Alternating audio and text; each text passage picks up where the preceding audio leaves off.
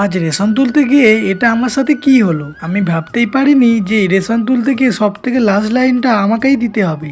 Hello বন্ধুরা, আপনারা সবাই কেমন আছেন? চলে এসেছি আরও একটি নতুন মিনি ব্লগ নিয়ে। আজকের বিকেলবেলা ঘুম থেকে উঠে শুনলাম আমাদের পাড়ার মধ্যে রেশন দিচ্ছে, তাই জন্যে তাড়াতাড়ি করে রেশন তুলতে যাওয়ার জন্যে রেশন কার্ড ও দুটি প্যাকেট নিয়ে হাঁটতে হাঁটতে চলে যাচ্ছিলাম। আর আমি যে রাস্তাটা দেখাচ্ছি এই রাস্তাটা তোমরা তো আগেই দেখেছো, এটা হচ্ছে আমাদের বাড়ির সামনে এর একটা মাটির রাস্তা।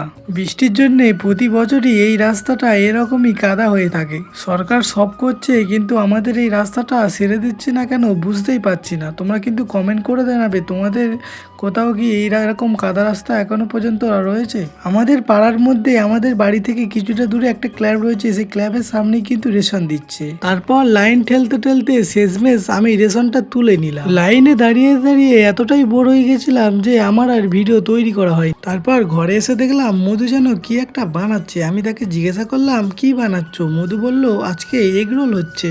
আমি তো শুনে খুব খুশি, কারণ আমাদের বাড়িতে অনেক দিন পর কিন্তু আবারও এগরোল হচ্ছে। তারপর মধুকে সাহায্য করার জন্য আমি বসে গেলাম ডিম ফাটাতে। এর আগে যখন আমাদের বাড়িতে এগরোল হয়েছিল আমিও তখন ডিম ফাটিয়ে দিয়েছিলাম, তাই জন্য মধু বলল তুমি তাড়াতাড়ি ডিমগুলো ফাটিয়ে দাও, তাহলে আমার রান্নাটা তাড়াতাড়ি হবে। তারপর রান্না হয়ে যাওয়ার পরে আমরা কাগজের পিসটা ছিঁড়ে তার মধ্যে রোলগুলো রোল করছিলাম। তারপর রোল করার পরে আমাদের এগরোলগুলো তৈরি হয়ে গেছিল। মধু বলছিল গরম গরম রোল খাও, ভালো লাগবে। এবং মধুর কথা মতো আমি গরম গরম রোল খাচ্ছিলাম ও তাকে বলছিলাম যে কেমন লেগেছে।